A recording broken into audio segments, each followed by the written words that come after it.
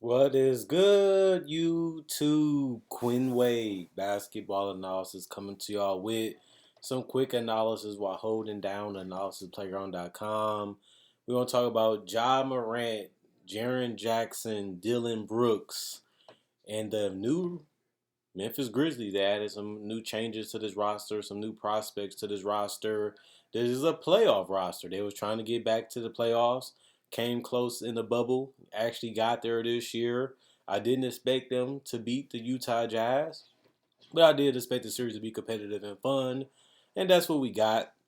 Ultimately, they came up short, wasn't able to defend at a high level, wasn't able to score consistently, had a lot of droughts, and that just happens when you have a young team that's still growing and learning and still understanding the game and how to win it, but also having a lot of deficiencies offensively really caused them to go in those droughts where Utah was able to capitalize on and build leads that they just couldn't come back from. But that's why they're still young and up and coming. Guys are still developing. Guys are still growing to become the best players in the best versions of themselves. And we'll see what they do this year. Let's see what to expect from this Memphis Grizzlies team. When you look at Zaire Williams, he was a guy that was a lottery pick. A lot of people looked at him as a project at 20 years old, a 6'8" shooting guard, really as a small forward, honestly. This guy is very raw. I don't really expect nothing crazy from him. Not a great shooter, not a great three-point shooter, not a great scorer at this point in his career, especially doesn't have the size because he's only 185. You want him to add a little bit more bulk and a little bit more strength as he can play those positions, also be switchable to be able to guard more than one position would be ideal for a wing. But he has a lot of upside and a lot of potential. That's why they took a gamble and a chance on him because they feel like they can develop him and get the best out of him. And we'll just have to see if that's going to be true. Xavier Tillman has been a solid center for them. Undersized for the center position, gives them a lot of bounce, gives them a lot of toughness. I love his game. Another good pickup for them that can come in right away, contribute, knows his game, and goes out there and produce in the minutes and the opportunity and the lineups as he's out there. You need guys that can do that. And Memphis has abundance of them. He's just one of them. Daniel is another undersized four slash five. Aturu. I didn't really like him with the Clippers just because he's very, very raw at 22 years old. And they're taking a project gamble on him too to see what he's going to become and what they can help him become as a team and organization. But he's far away from me being a productive center, just like I don't believe Zaire Williams is ready to produce at a high level at the NBA, especially as a starter right now. Daniel looks about 3 years away from actually being a productive, reliable second, or we call it backup center. And he is undersized. That's something to keep in mind too when you look at his potential, what he can be as a player. Sam Merrill, I don't really expect him to have a huge, big role on this team. He's going to be one of those guys that's going to come in and give them a specific skill, and that's really about it in his minutes. Not going to really be relied on. Not really going to be asked to do much, but it's just because they have a lot of depth at the guard positions, and I just don't see him breaking through, having a huge impact on this roster because of it. DeAnthony Milton has been solid for them, giving them a combo S guard that can give them some shooting, some mid range, and a guy that can be a floor general out there.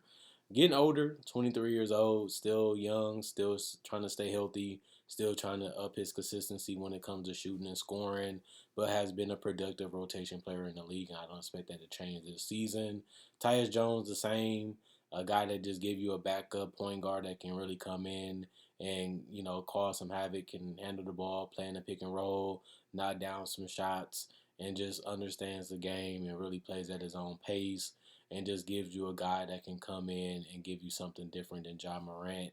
And I think that's essential to this team. Having different looks and different styles is always good for a team, especially when it's a guy that can be reliable like Tyus Jones. Carson Edwards, I don't really see him getting significant playing time. Another one of those problems where you have too many guards that really ain't going to be able to have enough minutes for all of them. Same with Chris Dunn. He's probably one of the better guards that they have on this roster. I just don't see him staying on this roster and getting significant playing time. Same with Carson Edwards. He's a decent player, can score, can really shoot the basketball, but this team is just loaded with guards that I just don't see a world where they actually can actually play enough of them and literally be productive without giving the vote to the best ones. Jared Cover is another guy that's interesting. Not a great scorer, not a great shooter, not a great defender. Was supposed to be one of those glue guy wings that can do it all. Hasn't been good or great at any area in the NBA so far. That's why he's already traded. So it's going to be interesting to see what he works on and what he becomes good at. It should give him extra motivation that he's already been given up on by gave up on by an organization. Maybe that pushes him and motivates him this season to be better, or even just come out more aggressive and more hungry, especially out on the court, and really play with a sense of urgency, as his career could be dwindling already at the age of 22 and could be out of the league. Brennan Clark really killed the floater game his first season, regressed a little bit. Still is a guy that they needed, a guy that can come in and contribute in spot minutes and really give them size and length and mobility.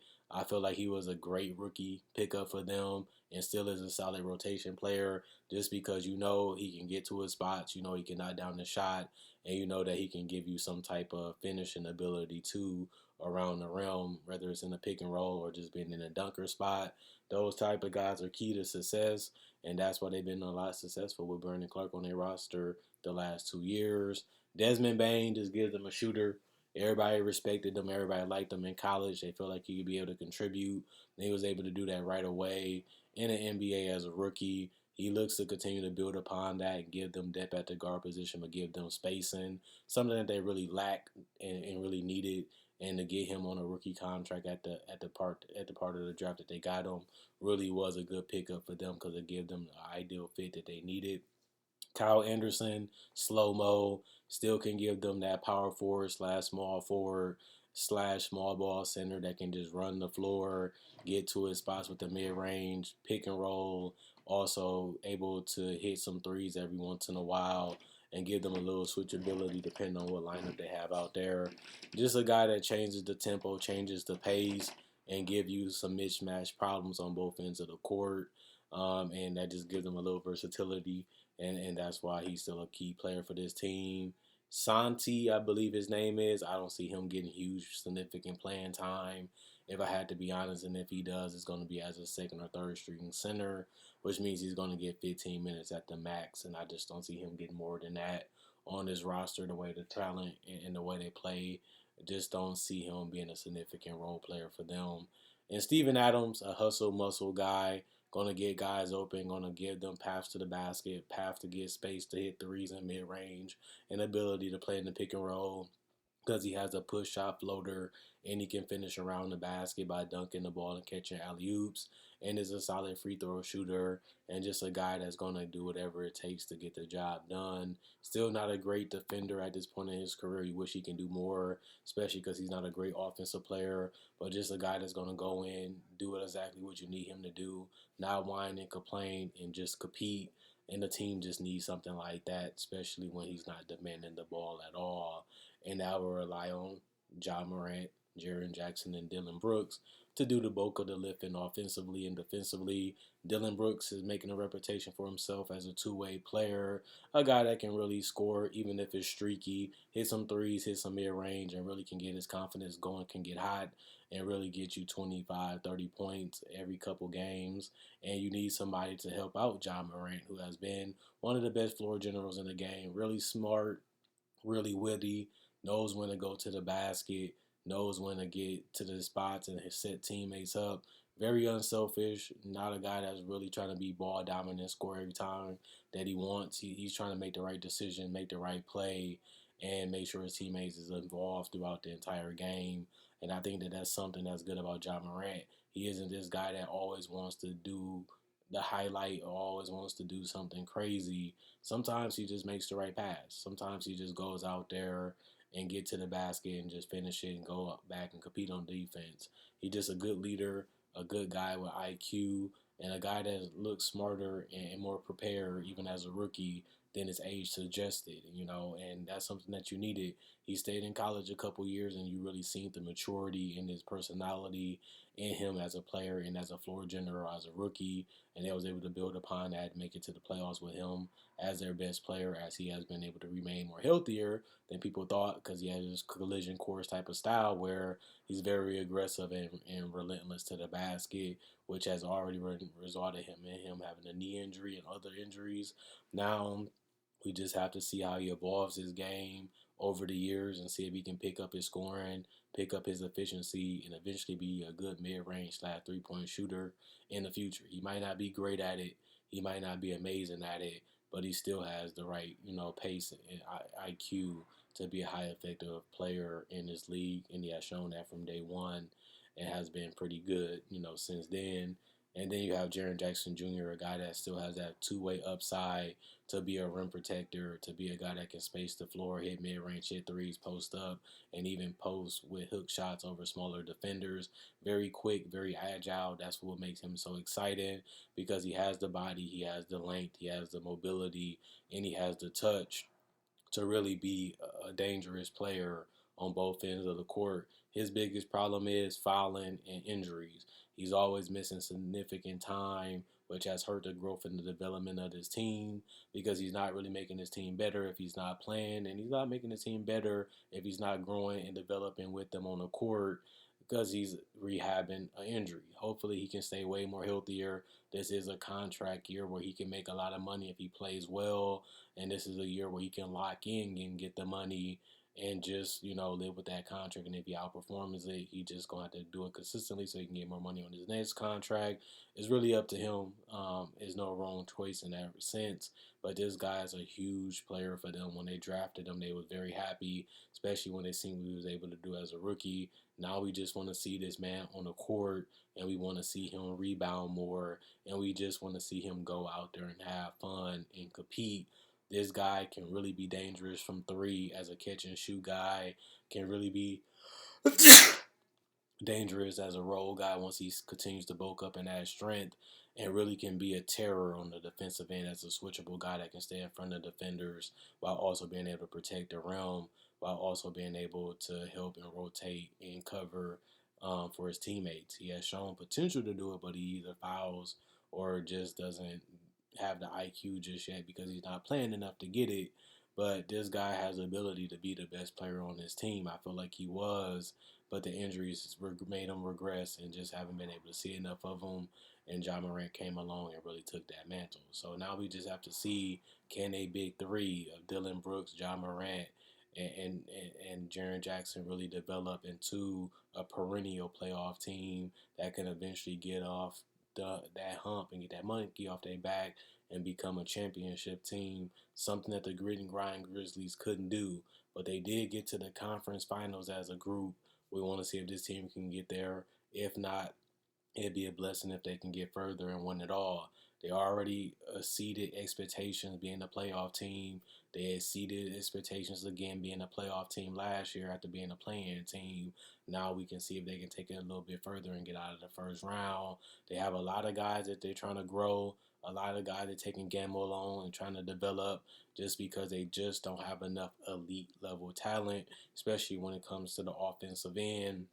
And they really need a guy to become that, whether on the wing or it being Jaren Jackson, to really help out Ja Morant, who has been ahead of the curve as a player so far in his career, and everybody else is trying to pass him or catch up, to really help this team grow into being something very special in the future, which they have already been very good now. We just need them to be a championship elite level team years from now. And they took a little bit of step back just to get it back right, just because they really figure out that they can be stuck as a team in no man's land, and they rather take some hits and some misses now to have a better chance of being more special, because a lot of these guys are so young that 2 to 3 years ain't that bad for them, especially because a lot of them on rookie contracts or can be extended and can be restricted, which can allow them to stay years longer anyway, and then try to go all in for a title instead of trying to rush and build up a championship team now, ultimately to just be a 4 or 5 seed that lose in the first and the second round and really go nowhere. At least they're trying to swing for the fences and eventually try to win it all this time with this Memphis Grizzlies team in the near future, or even long-term wise, it could be 5 to 6 years from now. But the ultimate goal is still to bring a title to Memphis. They're trying to do it right to the best of their ability. Now we'll see if they get it done, but that's going to be years from now. But I'm still proud of what this team was able to do. I'm proud of what this team was able to accomplish, and I'm proud of how they played against Golden State, and I'm proud of how they was fighting against Utah. Some games they could have gave up, some games they could have quit, but they kept clawing their way back. They kept giving themselves chances. They kept living with the result that they can beat them, even if they couldn't. And that's all you can really do as a competitor. That's all you can really instill in your team, and that's all that they went out there and showed and did last season, and even when they lost in the play-in the season before. And that's something you want to see: the hunger, the desire to want to be great, do something special. They showed that a lot already. Now they're just trying to get, some steps right so they can take a huge step forward and be even more dangerous in the future. Now we'll see if they'll be able to do it when these guys develop, and we'll see if they made the right decision. Other than that, Quinn Wade, basketball analysis, signing out. See y'all tomorrow. Hope you guys enjoy the video. All right.